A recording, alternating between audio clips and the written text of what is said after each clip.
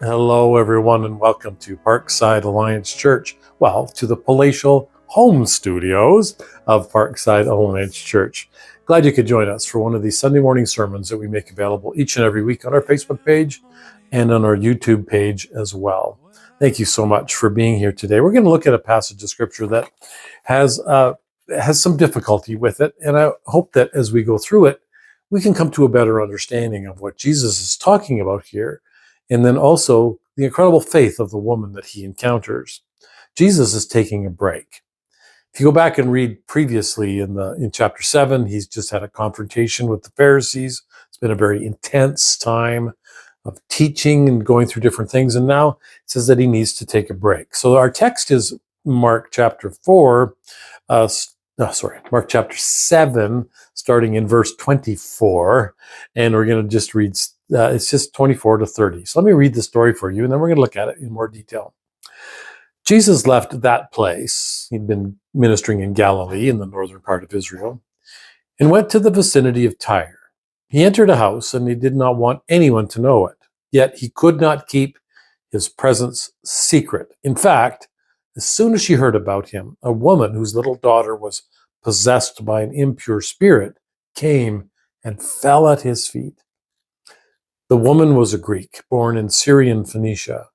She begged Jesus to drive the demon out of her daughter. First, let the children eat all they want, he told her. It is not right to take the children's bread and toss it to the dogs. And Lord, she replied, even the dogs under the table eat the children's crumbs.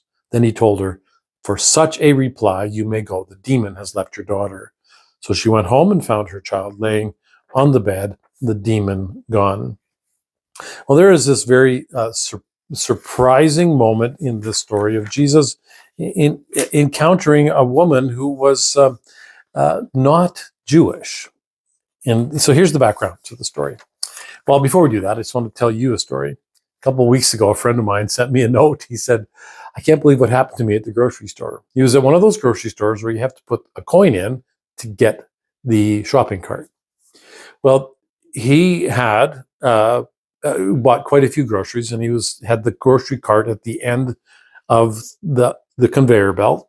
And so he packed up all of his food, put it into the cart, and then turned back, just a few feet away to go, and then he paid the bill. When he turned around, the cart was gone. Somebody had taken all the food out of the cart, put it back on the counter, and had taken the cart. He had, it was that I guess somebody needed the cart, and neither he nor the grocery clerk saw the person take it. They just, and yet the person took all the groceries out, put them back on the counter, and just took off with the cart. Now, that was a really unexpected thing. And he told that story, and I went, I can't even imagine that happening in a million years. I can see people asking if you're going to walk out with your groceries and you have a cart, if they can have it. But, here he was, and he was out, well, he's from Ontario, so it was only a quarter, but still he was out 25 cents because somebody just wanted the cart so very, very badly. Well, that was really completely unexpected. Now, that's exactly what this story is. This is an unexpected moment, and there's unexpected comments, and there's all kinds of things in the story that are very surprising. So Jesus is taking a break, and he actually leaves the boundaries of Israel, and he goes to Tyre. Now, Tyre, Tyre, is a town located on the coast north of Israel. It's actually in modern day Lebanon, if you want to know exactly where it is. But he left Israel. He wanted to go to a place. He needed a break so bad that he needed to get away, and he needed a moment of solitude. He was in Gentile territory. He didn't want anyone to know he was there. You hear that in the text. That's exactly what he says when he says he went to the vicinity of Tyre. He entered a house and did not want anyone to know it. He needed a break. He had just come from some very intense conversations and confrontations with the Pharisees. And if you listen to the sermon for last week, or if you just go back and read the first part of chapter 7, you'll see that the confrontation was over the disciples not washing their hands, following the rules of the elders. And what's clear about the Pharisees and the teachers of the law is that they do not believe in Jesus. And yet they're Jewish people. They're the ones who Jesus came to save. He was sent first to the Jewish people. We know that. We know that almost 99% of his ministry occurred within the confines of the nation of Israel. There's a story of him encountering a woman in Samaria, which is probably not considered Israel, but the vast majority of what he did was found within the confines of the nation of Israel. He didn't travel around the world to proclaim the gospel. He simply went and preached and did his ministry in Israel. But here he is not in Israel. And what does he encounter? He encounters a woman who is not Jewish, and yet she believes. She has faith in Jesus. And these just come from the Pharisees, who are Jews, and they don't have any belief in Jesus at all. So this is a very surprising encounter that he has with this woman. So he's in the house, and all of a sudden this woman comes, and it tells us in the text that a woman whose little daughter was possessed by an impure spirit came and fell at his feet. What a contrast between the Pharisees, who should have recognized Jesus as the Son of God, and this non-Jewish woman who came and worshiped at his feet. Contrast is stark if you take a moment and look at it that carefully. Now, this woman is deeply troubled. It says her little daughter was possessed by an impure spirit. It tells us a little bit about the woman. It says that she was a Greek. What that means basically is that she's a Gentile, that she is not from the nation of Israel. No, she's from a little bit north, not in Greece, but many of the people in that part of the world had been conquered centuries before by Alexander the Great. Many of them spoke Greek. She was in a place called, Phoenicia, but Syria was a large area of influence at that time, and so she was called a Syrian Phoenician. There's a good chance that Jesus and her had this conversation in Greek, because many people who lived in Israel understood and spoke Greek as well as Aramaic and Hebrew as well. So he has an encounter with her. She comes and she basically worships at his feet, falls before him, and she cries and she asks, begged Jesus. She asks it time and time again. And it's not like Jesus is ignoring her, but he hasn't been sent to the Gentiles. He's been sent to the Israelites, to the Jewish people.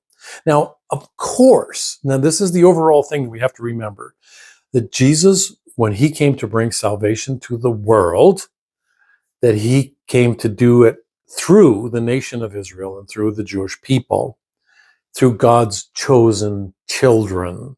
This is how salvation enters the world. First for the Jew, then for the Samaritan, or in one part of the Bible it says that, Samaritan, and then finally to the rest of the world.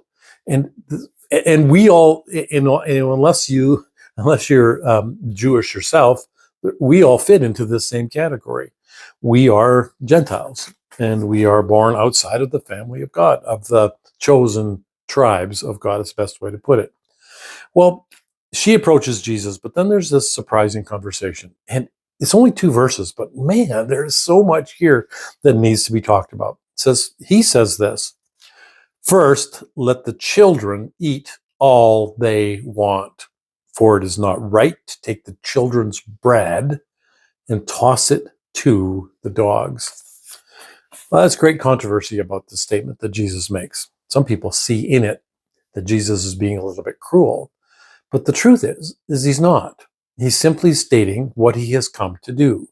He has come to bring salvation to the entire world, but he does all of his ministry in Israel with Jewish people. And he says it's offered to them first. The bread is given to the children of God. So he says it's not right to take the children's bread and feed it to the dogs. Now, some people say that's referring to all kinds of dogs, but they did have dogs that were pets back in that time. And they were the ones that were welcomed in the house. Some people would hear this statement and they think of the wild dogs that lived on the streets. It was common in those days. It is common in many parts of the world today. But he is talking here about the dogs that are in the house. And he says, the children are the ones that get the food first. You know, it's really interesting because over the years, we don't have a dog now. Wendy wishes that we did, but we don't have a dog right now. And but we've had a couple of dogs, and there's been dogs in my when I was growing up as well. And you know, there's a couple of rules about what dogs get to eat in your house. This is the rules that you should all have, right? They should eat their own food, right? Dogs should eat their own food. That's the rule. They should not eat food that is human food. They should eat dog food. This is what it's supposed to be. Well, the second rule is that you shouldn't eat food from the table. The dog shouldn't eat food that's at the table. And yet we know that those rules get broken all the time by people because the dogs are there under the table whenever you eat. Doesn't matter where they are in the house. When you sit down to eat at the table, they're there. Like they know they want desperately to get some of your food.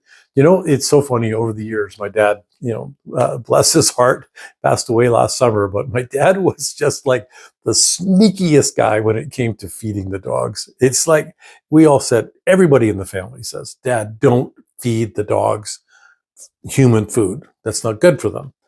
But my dad would do things like he would if it was something that was on the corner of his plate, he would just use his little finger and he'd flick it off so it would land on the floor for the dogs. And then it's after supper, he'd get this sneaky grin on his face. And if there was leftovers on his plate or there was stuff left on his plate after he finished eating, and he would just casually take it off the plate and he'd reach down and he'd stick it on the floor so that the dogs could lick the plate clean. That's my dad. And I think many of you have stories just like that about your dogs. And either, dogs love little children sitting in high chairs, don't they? Because they leave the most food. But Jesus is just stating a fact to her. He says, I really shouldn't be helping you because I have not come to actually minister to Gentiles. I've come to minister to God's chosen people. And he's not being cruel and he's not being unkind. He's just simply saying that's not his calling. I have the children deserve the bread first. And that makes sense. In your home, you don't cook your food for your dog. Well, you don't cook your human food for your dog. Some of you cook food for your dogs. I get it. But he says you want your family to eat first. You want your children to eat the bread first. The children's bread, the blessing that God wanted to give to the people of Israel, that's for them. And he says it's not right to take that food from them and give it to the dogs. Now, here is where we get this. It's a very short statement, but we find this incredible story about the woman. Because here's this Greek Gentile woman. Jesus is doing his ministry among the Jewish people, but she's heard about him. And she has a problem. Her little daughter is demon possessed. And she can't get any help from anybody. But she hears about Jesus. She goes into the house and she bows down and she begs him to heal. This woman shows unbelievable faith. She believes in God's power to heal, believing that even a small act of his mercy is enough. She has great humility. She acknowledges that she is a Gentile outsider, but persists in seeking for God's grace. And then she has she's very clever. Her clever response takes the metaphor that Jesus uses and suggests that even the crumbs and the small blessings can fall outside from the immediate family, and it can fall onto the floor. And this is her response. Lord, she said, even the dogs under the table eat the children's crumbs. You hear what she's saying? She's saying even the smallest crumb that falls from the table will be enough for me. I am believing and trusting that even the smallest crumb that you can offer Jesus will make a difference to me and especially to my little girl. It's a beautiful statement, and it's clever, and it's right, and everything about it is so wonderful. It's just this incredible response that she says, Lord, and she's acknowledging that he is God. Even the dogs under the table can eat the children's crumbs. Even a small, tiny little crumb that falls to the floor will be enough for me if you can just give it to me. Jesus responds, and here's where we get the miracle of mercy. Jesus' response. He told her, for such a reply. That's what it says in the New International Version that I use. It's in other places. In one translation I read it says, "Oh, great answer." Well, it's true. Jesus was moved by what she said. She had so much faith that he hadn't seen in the Pharisees and the teachers of the law for months and months and years. He hadn't seen any of it in there, but he saw it in her. What a great reply. What a beautiful answer. You have sought me by faith, and you are willing to take the smallest crumb, knowing that it's going to make a difference in your life. Oh, he says, for such a reply. What a great answer. Of course, your faith. You may go. The demon has left your daughter. She went home and found her child laying on the bed, and the demon was gone. It is really a remarkable story. And I want us, as we kind of talk about the response to all this, to know that what we have received from Jesus, now God, through Jesus, fully intended for all human beings to know and experience the fullness of life in God. The gospel message is offered first to the Jews, then to the Samaritans, and then to the Gentiles, to the very ends of the earth. Everybody has been a recipient of what Jesus did for us on the cross. He provided a way for us to receive the full meal deal from God. Everything. What does he promise those of us who are part of his family? For those of us who are not even remotely Jewish, he says to us, you are welcome as part of my family. I am going to put my spirit within you. He's living within you. And you are all participants in everything that I have for you. You're full participants. And we will all sit at the great feast of the Lamb, right? He's offering us everything. And yet this woman knew that the smallest crumb could make the biggest difference in her life. Sometimes, perhaps, when we are facing difficulties, we need to be reminded of this, that we need God's mercy and his grace, and it's available to us. And sometimes it seems like we have such little tiny faith, but if we have that faith and ask God for it, he is going to provide. Here's some things about this woman that are so incredible. Faith crosses boundaries. This woman teaches us that faith transcends human barriers. She was an outsider in every way. She was the wrong ethnicity. She was the wrong religion. She was the wrong social status. And yet her faith brought her to Jesus. And in our world, we face so many divisions: race, politics, class, ideology. But this story reminds us that Jesus is for everyone. No one is too far from his reach. And I just think about this for a second. Are there people in your life that you have known, that you have considered to be too different or too far gone? It's a challenge for us to be able to stop and say, yes, they are just as likely candidates for God's grace as we are. And to be able to pray for them and trust that God is going to do his work in their lives. Faith crosses boundaries. Second thing we can respond is this unbelievable humility. I like this. That the woman's response to Jesus is a masterclass in humility. She doesn't argue. She doesn't demand her rights. She accepts her place, and she trusts in Jesus' mercy. She knew she didn't belong. She knew she was a Gentile. She knew that she didn't belong in the presence of this Jewish rabbi. But she doesn't go and demand. She just simply thinks of God's and trusts in God's incredible mercy. Humility doesn't mean thinking less of ourselves, but thinking more of God's goodness. And here's the part that just astounds me in the story. She thought more of what Jesus had to offer than all of the teachers of the law and the Pharisees, the great wise men of Israel at that time. She thought more of Jesus than all of them combined. It was through her great humility and her persistent faith.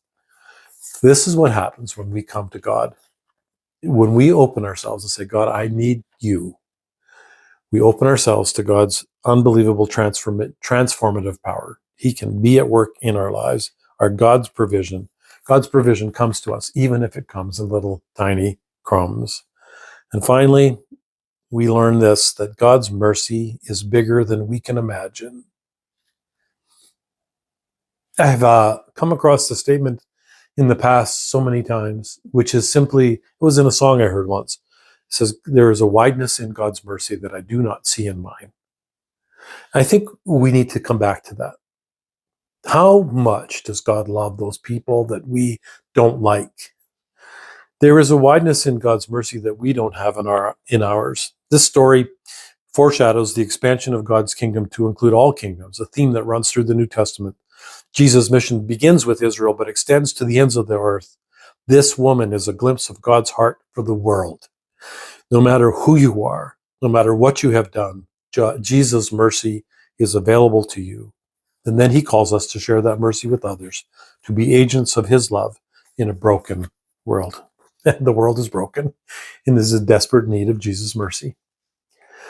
And I'm looking forward to the wedding feast of the Lamb. I'm also looking forward to that time when I can see all my loved ones who have gone before me.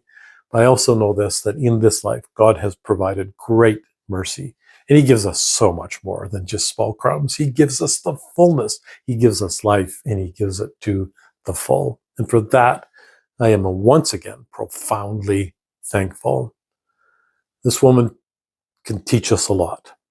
And I hope that you take to heart the message that it is simply by faith and trusting and with humility that God can do his amazing work. Remember the end of the story? She goes home. And I don't know how long her little girl had been afflicted by the demon. I have no idea. We know that she was little. We don't know how little. And all it says is she went home, she found her child laying on the bed, and the demon gone. That's the victory that comes in Jesus. His mercy is incredible. His grace is boundless. It knows no boundaries. Amen.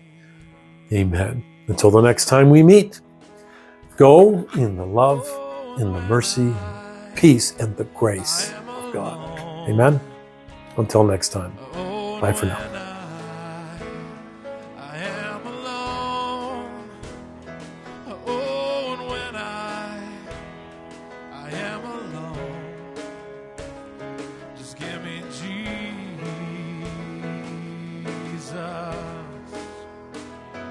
Give me